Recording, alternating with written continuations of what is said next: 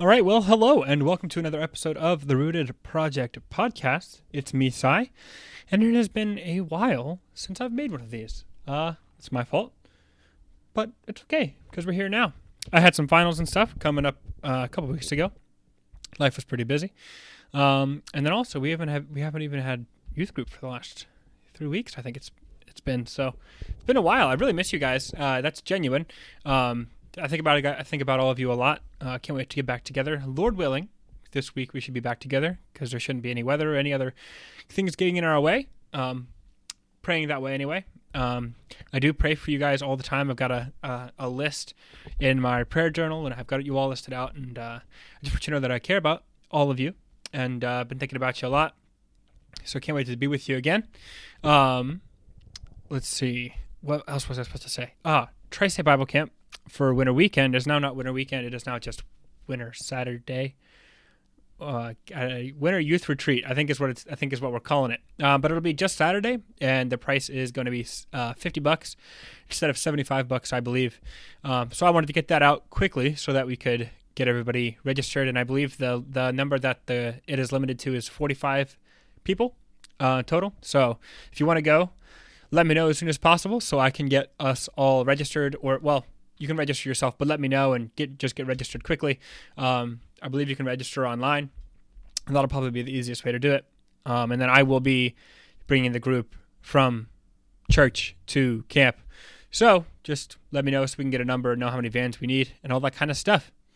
Let's see, any other things? Oh, yes, okay. So if you have the Bible app on your phone by YouVersion, if you can go on there, not right now, obviously, whatever you're doing, you find me. We are going to be doing a Bible reading plan together this year. Let's see. What's it called? Let me look it up. I should have had it pulled up before I started talking, but I believe it is called the Outreach New Testament. I'll have to check again for sure, and I'll let you know. The Outreach New Testament plan, and I believe it'll take us through the New Testament 2 times, maybe even a 3rd time. And that's kind of, if you don't have a reading plan already, then we're going to go ahead and start that. So we can all kind of be on the same page in our daily reading and our devotion, stuff like that. I think that'll be very cool and helpful. So if you don't have a plan, you can look that up and you can add me as a friend, and then we can, like all our notes and stuff like that, we can see, and highlights and all that kind of stuff. So that'll be fun. Today is going to be a little bit of a shorter episode just because we've not been together for very long. But I do have we have had a few lessons that did not get episodes recorded from. Excuse me while I drink a cup of coffee. Take a sip. I'm not drinking a whole cup of coffee in a sip. Anyway. Sorry about that. Thank you. But we have missed a few lessons that haven't been recorded here. So I just wanted to give kind of an overview of what those lessons were talking about. We talked about the parental picture of love and evangelism. We talked about that was 1 Thessalonians 2, 7 through 12. And then, so the rest, we're basically at the end of chapter 3. We're going to be looking at verses 11 through 13, which is the end of chapter 3 this upcoming week. We were supposed to look at it this week, but snow got in the way. That's a great picture of what love looks like as Christians. And I don't want to get ahead of myself, but I'm super excited for this coming Sunday. But before that, we've talked about the rest of chapter 2 and then most of chapter 3. The end of chapter 2, verses 13 through 16, really talks about how the church was founded. Again, Paul spends a lot of this first part of the book more or less explaining what has happened. He's explaining what's been done. He's kind of laying the foundation of the groundwork, explaining, what God has done in their lives, in the lives of the Thessalonian believers, before he gets into anything about do. We haven't seen one command or anything that he wants them to do yet. So far, he has just been talking about what's been done. And I shared a graphic in youth group a couple weeks ago. I'll see if I can put it in the video. Of kind of all of the messages and all of the passages about what has been done so far by God, and then also the apostles' ministry. So 13 through 16 of chapter 2 has that idea, has continues with that idea of the fact that they were founded in the Word of God, that the apostles preached the Word of God, and that they were founded in the Word of God, and that's how the Thessalonian church was started, was through the Word of God.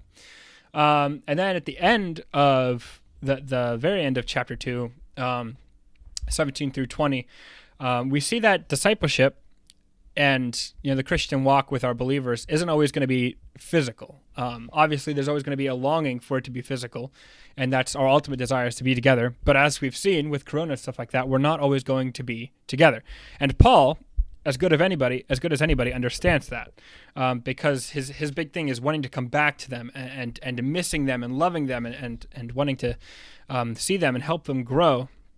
And that's what he talks about at the end of 17 through 20. He talks about the fact that it's not physical, but he's there with them in heart. And he talks about persevering and the purpose of discipleship, which is, or the purpose, not the purpose as in the goal, but the reason why you disciple, and why you see people saved and you go out witness. And it's the joy that they'll see when the Thessalonians are there when Christ returns. So that's kind of the picture we see at the end of chapter 2, is explaining what's been done and explaining the reason why he wants to come back and the reason why he's so thankful for them. And it's because the exact words were, for ye are our glory and joy. Paul and the other apostles found great glory and joy in the Thessalonian believers because of their faith. And then we get to chapter 3. Chapter 3 depicts the story of Paul was in Athens, and he sends Timothy to go to the Thessalonian believers and to more or less check up on them, I guess would be a good way to say it, to talk about their faith. And so we saw that we saw the Thessalonians as a faithful church. And then we saw a couple of points about just faith in the believers' lives. We saw that for our faith to cause us to stand fast, it must be established, because so in verses 1 and 2, it talks about the fact that they had been established in the faith, and that they were, by Timothy, he had come there to establish them in the faith, and that they had continued to walk in what the apostles had taught them before they left.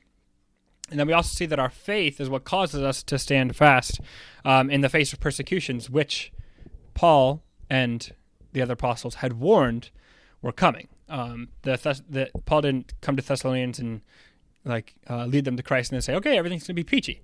But no, he warned them that all of the troubles they were going to be facing were going to come. And so our faith is what causes us to stand fast. It's not our gritting our teeth and being big and strong Christians. It's simply having faith in God that allows us to stand fast in the face of persecutions. And then the last thing we see is that our faith can encourage other people. We saw that in verses 7 through 10, because Paul is saying your ability to stand fast in the face of all this persecution encouraged us and comforted us, being Paul and the apostles. So that's a very quick, very probably poorly done catch-up of the last end of chapter 2, beginning of chapter 3, as we're getting ready to look at what a Christian's love truly looks like at the end of chapter 3. And this is where Paul really starts to get into some of the do's, you could say. But all of his do's are either followed up or led up to by what God has done. And that's a picture of what we've seen a lot throughout a lot of this book in 1 Thessalonians. And I think that's probably one of the most encouraging things that I learned in 2020 is the fact that all of the do's in our Christian life all lead out of what Christ has done for me. And so I think that when we understand that we're not doing because of our own strength, but instead we're doing because we've had things done for us, then our Christian lives will change and we'll experience a lot more freedom in serving God. But I digress because I don't want to get into next week's lesson because I'm super excited about it. So I am praying for all of you, and I hope that you are all doing well, and we are excited to see you this coming week. I'm excited for what God has in store for 2021, and I just hope that God will be able to teach us something this year that we will be able to go out and use to bring other people to Him. See you later.